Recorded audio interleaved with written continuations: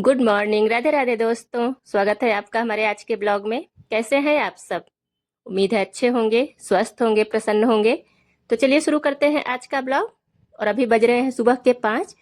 तो सुबह का मेरा सारा काम हो गया है, साफ सफाई का काम हो गया है, मैंने नहा लिया है और अब मैं आ गई हूँ अपनी तुलसी मैया के पास। तो आजकल मौसम ऐसा हो गया है कि लगता है कि बहुत जल्दी से सारा काम खत्म कर लीजिए। लगता है कि बस 8 बजे तक सारे काम हो जाने चाहिए, क्योंकि उसके बाद कूलर के सामने से फिर हटने का मन ही नहीं करता है, क्योंकि मौसम इतना तेज गर्मी शुरू हो गई है कि पूछिए ही मत। और आजकल सुबह 5 बजे एकदम अच्छा खासा उजाला भी हो जाता है। और जब ठंडी का मौसम रहता है तब मुझे थोड़ा सा लगता है कि बहुत जल्दी लड्डू को उठाने का मन नहीं करता है कि इतनी जल्दी क्या उठाऊं, लड्डू को कैसे नहलाऊं, क्योंकि ठंडी का मौसम रहता है उस समय। तो आजकल तो कोई दिक्कत नहीं है, तो इतनी गर्मी है तो मेरे लड्डू को भी तो गर्मी लगती होगी। तो आजकल कुछ ऐसा नहीं है, मैं 5 बजे उठकर 5:15 बजे 5:30 बजे तक भी अपने लड्डू को नहला देती हूँ। और सुबह जितनी जल्दी नहा लीजिए उतने जल्दी सारे काम खत्म हो जाते हैं। एक बार साफ सफाई का काम हो जाए, नहा लीजिए, पूजा पाठ हो जाए, बस उसके बाद तो फिर समझ लीजिए आधा से ज्यादा काम खत्म हो गया है। बाकी के काम तो चलते रहते हैं, कोई दिक्कत नहीं रहता है। लेकिन तो गर्मी चाहे जितनी बढ़ जाए, लेकिन सुबह सुबह चाय तो बनता ही है, क्योंकि चाय ना पीजिए तो ऐसा लगता है ना कि कुछ बाकी है, कोई काम अभी अधूरा रह गया है। तो सुबह तो चाय बनना एकदम लाजमी ही है। तो अभी मैं बना रही हूँ चाय। और जो भी मैं पूजा के फूल, मतलब गुलाब के फूल जो भी अपने लड्डू गोपाल को चढ़ाती हूँ, पूजा में अर्पित करती हूँ, तो उनको मैं फेंकती नहीं हूँ। तो ये देखिए इस तरह से मैं उनको इकट्ठा करके रख लेती हूँ, तो मुझे बड़ा अच्छा लगता है। और इसको मैं चाय में डाल देती हूँ, या फिर कोई भी चीज़ बनाती हूँ जैसे कोई मीठी चीज़, तो उसमें भी डाल देती हूँ। तो दिखने में भी अच्छा लगता है, और गुलाब तो वैसे ही फायदेमंद होता है, स्किन के लिए तो बहुत अच्छा होता है। तो ये देखिए देखकर भी कितना अच्छा लग रहा है इसका कलर। और इसकी जो भीनी भीनी खुशबू आती है चाय में, वो तो बहुत ही अच्छा लगता है। तो आप जरूर से एक बार ट्राई करके देखिएगा। हाँ, बस इस बात का ध्यान रखना चाहिए कि जैसे चाय बना लिए पी लिए, तो उसके बाद उसको कूड़े करकट में मत फेंकिए, उसको किसी पौधे में डाल दीजिए। उसको थोड़ा सा धुल कर चाय पत्ती को, और उसको किसी पौधे में गमले में डाल दीजिए। किसी के पैरों के नीचे नहीं आना चाहिए, क्योंकि वो पूजा में चढ़ाया गया है, तो भगवान का प्रसाद है, तो इसलिए उसका अपमान नहीं होना चाहिए। और मुझे तो ये चाय बहुत ही अच्छा लगता है। जब मैं ये चाय पीती हूँ ये गुलाब की पंखुड़ियाँ डालकर, तो इतना अच्छा उसका हल्का हल्का सुगंध आता है, इतना अच्छा लगता है कि मैं क्या ही बताऊँ आपको। तो आप लोग एक बार ट्राई करके जरूर देखिएगा, फिर आपको समझ में आएगा।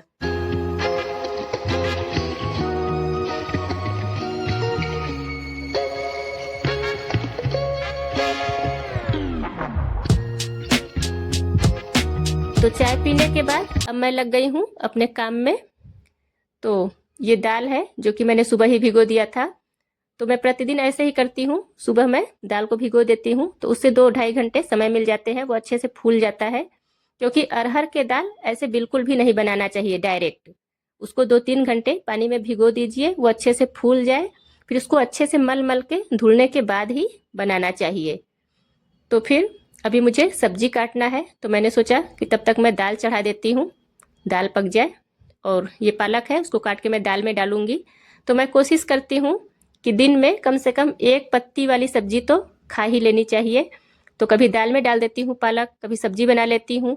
तो सुबह या शाम कोशिश करती हूँ कि एक बार कोई पत्ती वाली सब्जी हम लोग खा लें।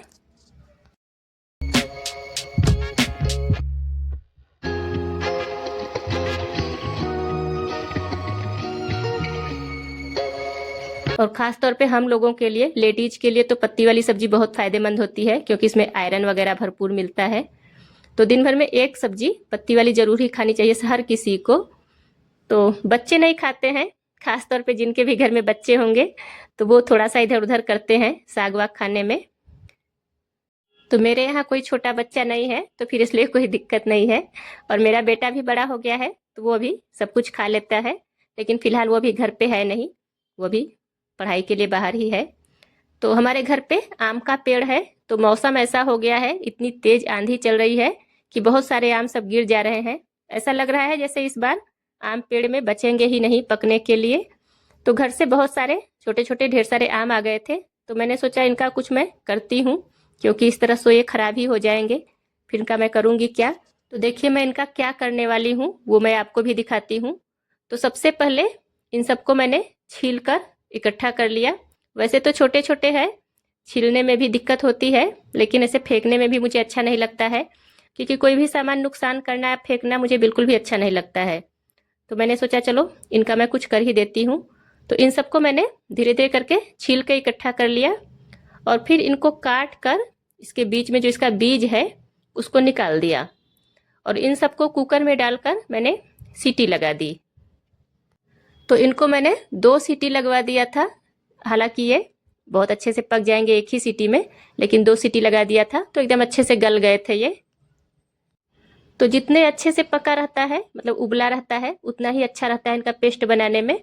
फिर इनको मैंने मिक्सर के जार में डालकर पीस दिया।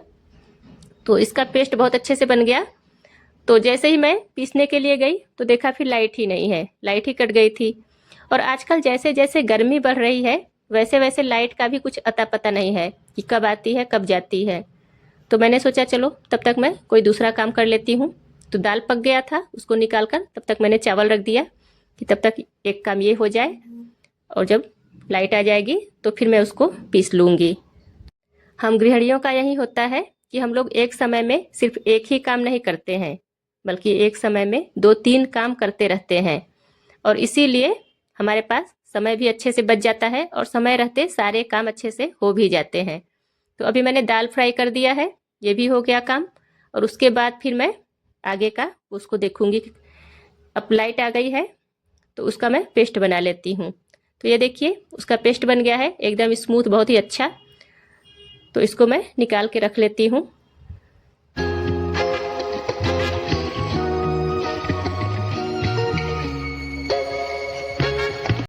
तो ये देखिए ये है पुदीना, तो इसको भी मैं इसी में डालूंगी। और अगर ये तो और ज़्यादा रहे तो अच्छा है, लेकिन मेरे पास इतना ही है, क्योंकि रोज कोई ना कोई काम रहता है, कभी चटनी में तो कभी जलजीरा में, तो किसी न किसी चीज़ में डालना रहता है। तो ज़्यादा था नहीं मेरे पास, इतना ही था। क्योंकि इसका तो जितना ज़्यादा डालकर उपयोग करेंगे अच्छा ही है। ये भी बहुत फ़ायदेमंद होता है पेट के लिए, ठंडा रहता है, पाचन बढ़ाता है।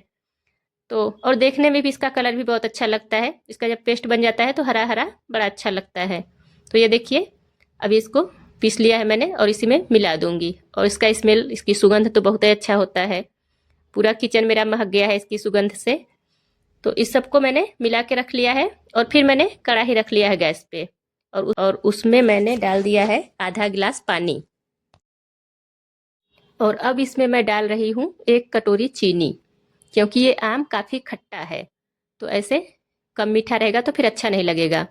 तो जब तक ये चीनी घुलेगा तब तक मैं सलाद काट के रख लेती हूँ। इसको थोड़ा सा समय लगेगा घुलने में, क्योंकि मैंने आँच भी धीमी ही रखी है, तब तक वो घुल जाएगा।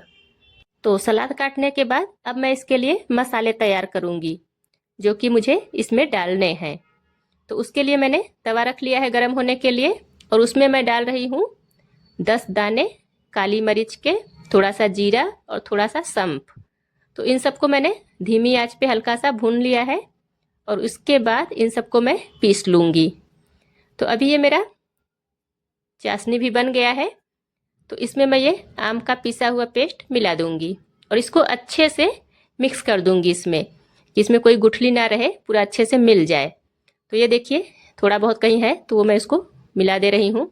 और इसमें मैंने थोड़ा सा डाल दिया है कलर, हरा कलर, फूड कलर जो होता है, तो उसको मैंने थोड़ा सा डाल दिया है ताकि इसको देखने में बहुत अच्छा लगता है। देखिए इस तरह से हरा हरा देखने में बड़ा अच्छा लगेगा, तो इसलिए मैंने इसको डाल दिया है। ज़रूरी नहीं है इसको डालना। और जो मसाले मैंने पीसे थे उसको भी डाल दिया है। फिर मैं इसमें डालूंगी 1 चम्मच सफ़ेद नमक और 1 चम्मच काला नमक। तो इन सब से इसका टेस्ट बहुत अच्छा बनेगा, बहुत ही मीठा खट्टा, और थोड़ा काली मिर्च डाली है तो उससे हल्का सा तीखा भी हो जाएगा, तो ये बहुत अच्छा लगेगा। तो उसको मैंने रख दिया है अब ठंडा होने के लिए। थोड़ा देर इसको मैं फ्रिज में रख दूंगी ताकि ये ठंडा हो जाए। तो जब इसको मैं फ्रिज में रख दूंगी तो ये थोड़ा सा जम जाएगा, सूख जाएगा थोड़ा सा और। तो फिर उसको मैं बनाऊंगी जलजीरा, क्योंकि तुरंत बनाने में थोड़ा सा टाइम लगता है। तो इस तरह से मैंने बना के रख दिया इसको फ्रिज में। तो अब जब भी मन हो इसको बस ठंडा पानी लीजिए, 1 चम्मच उसमें डालिए और आराम से पी लीजिए। तो 1 गिलास के लिए 1 चम्मच पर्याप्त रहता है। और जब बनाना हो तो बिल्कुल भी आलस नहीं आएगा, बिल्कुल भी समय नहीं लगेगा, तुरंत में बन जाएगा।